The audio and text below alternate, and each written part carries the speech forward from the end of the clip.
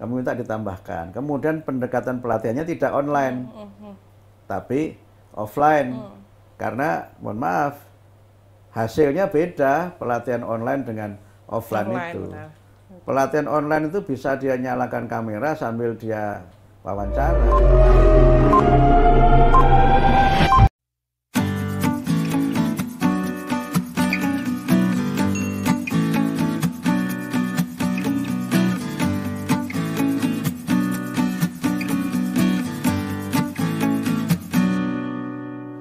Assalamualaikum warahmatullahi wabarakatuh. Jumpa lagi dengan channel Sahabat Pembelajar. Sobat pembelajar sekalian, kali ini saya akan membahas tentang PPG dalam jabatan atau PPG untuk guru tertentu yang akan diselenggarakan pada tahun 2025.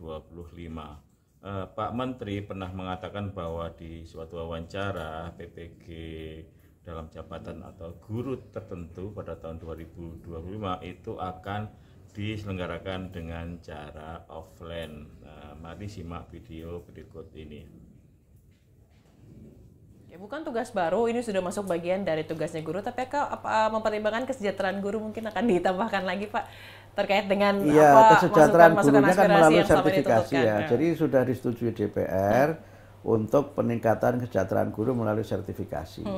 Jadi guru yang belum bersertifikasi itu di tahun ini kan sudah dilatih PPG, jumlahnya 606.606.000 sekian. Itu nanti begitu dia lulus PPG dia akan dapat sertifikasi.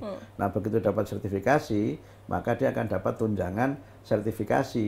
Jadi kesejahteraan itu meningkat dengan diperolehnya tunjangan sertifikasi bagi para guru. Oke, berarti harus lewat sertifikasi itu gitu Ya ya? dong, kalau enggak masa kesejahteraan meningkat, kualifikasinya enggak meningkat. Jadi dengan ikut PPG, otomatis kan dia dapat pelatihan baru kan, dapat pelatihan. Dan kita tambahkan di situ, dalam pelatihan mulai saya jadi menteri ini, 2 materi, bimbingan konseling dan pendidikan nilai. Yang sebelumnya enggak ada itu. Kami minta ditambahkan. Kemudian pendekatan pelatihannya tidak online, tapi offline. Karena mohon maaf, hasilnya beda pelatihan online dengan offline itu. Pelatihan online itu bisa dia nyalakan kamera sambil dia wawancara. Jadi bisa dong ya. Jadi buka rahasia ya. Tapi kalau offline kan enggak. Kemudian ada interaksi interpersonal. Ada professional network di antara para guru kan. Jadi kalau guru berkenalan dengan guru lain ketika pelatihan itu jangan hanya tukar nomor HP. Saling tukar nasib gitu, Pak. Tapi juga bagian membangun network kan. Saya ada kesulitan menangani anak seperti ini. Bisa nggak dibantu pengalaman. Jadi itu namanya professional network. Nah, sekarang kan belum ya, atau sudah tapi mungkin perlu kita tingkatkan. Oke, sekarang kita telaah kelebihan dan kekurangan PPG offline atau di luar jaringan. Kita mulai dari kelebihan dulu. Kalau kelebihannya jelas itu lebih efektif karena nanti akan terjalin komunikasi yang secara bagus antara peserta dan dosen atau guru pamong.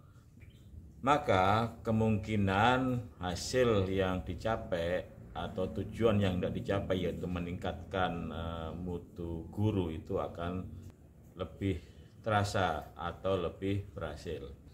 Namun begitu, di samping kelebihan, kekurangan juga banyak. Ya, pertama kita tinjau dari biaya. Ketika penyelenggaraannya secara offline, maka butuh pendampingan oleh guru pamong, oleh dosen pengampu. Nah, ini akan membutuhkan biaya yang sangat besar.